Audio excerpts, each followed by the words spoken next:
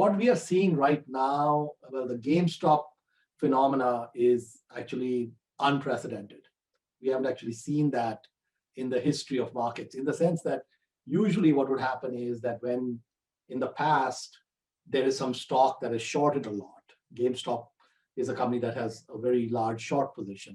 And the short position could be justified because this is a business that has been in secular decline for a very long time. So video games used to be very non-online. You'd go to the GameStop store, you'd swap different games, you'd get the console, and everything was kind of around a physical store. And now most of those games, those are downloads, you play remotely, you play it on your phone. So it has disrupted their core business model quite heavily. And they may have a very difficult time in the future making their business profitable or make it work because the paradigm has shifted. So clearly the people who shorted, so just taking a step back, it is a very dumb activity to short stocks. When you short a stock, your maximum upside is a double. So some stock is worth $100, and I think it's worth zero, for example.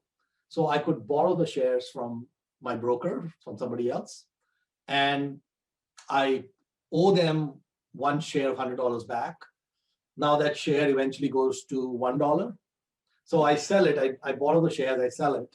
Then later when it's down at $1, I buy it back and I return the share and I pocket the $99 difference.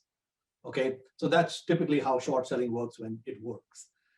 The problem is when it goes the other way. So if I borrow the shares at $100 and it ends up being priced at $500, for example.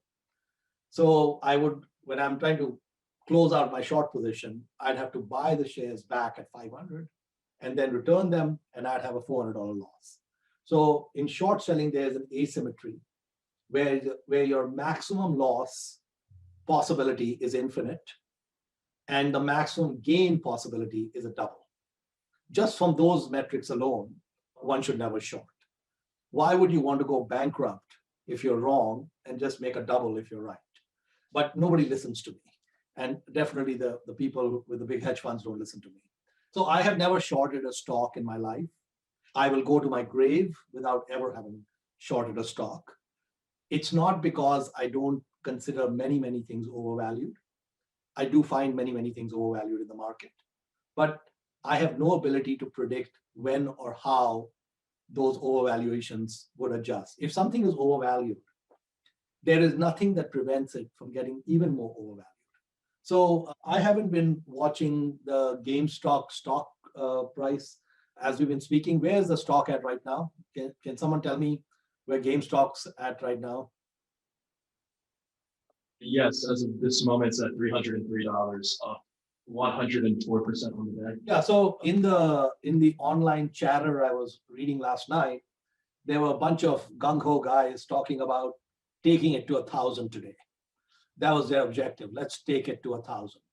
And they are hell-bent on wiping out one or more hedge funds.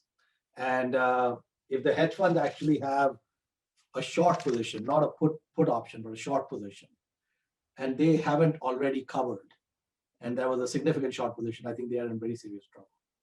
So when I look at the market today, we have this weird thing going on with a few heavily shorted stocks that are rising because, so this has not happened before. In the past, what has happened is there has been collusion. So collusion is actually illegal. So if I were to form a group with a bunch of people and say, we're going to just, keep buying these shares and make the short sellers sweat it out, make the shares go up really high.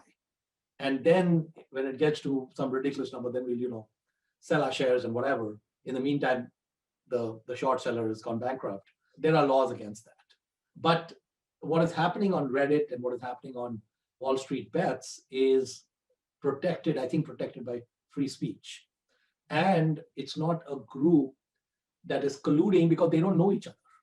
They're not really particularly trying to, but it's a virtual group. It is in effect a group. So I'm curious how the SEC deals with this, because now they've discovered something which actually breaks down market mechanisms. Market mechanisms stop working in these types of situations.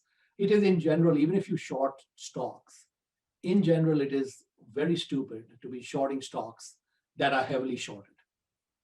So that's like playing with fire. So if you want to go short, you could short an index that's safer, or a basket of stocks, but or stocks that don't have large short interest. But I think stocks like GameStop, BlackBerry, and a few others who are going crazy, it's not good. So when I look at the markets, okay, so one part of the market is these very small number of heavily shorted stocks where there's a distortion.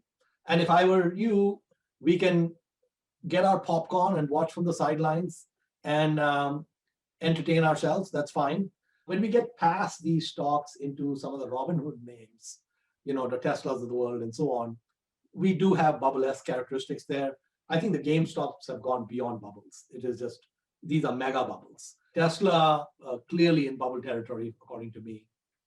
So there's about, I would say, maybe 10 or 15 names of businesses that have gone crazy on valuations driven by the Robinhood phenomena.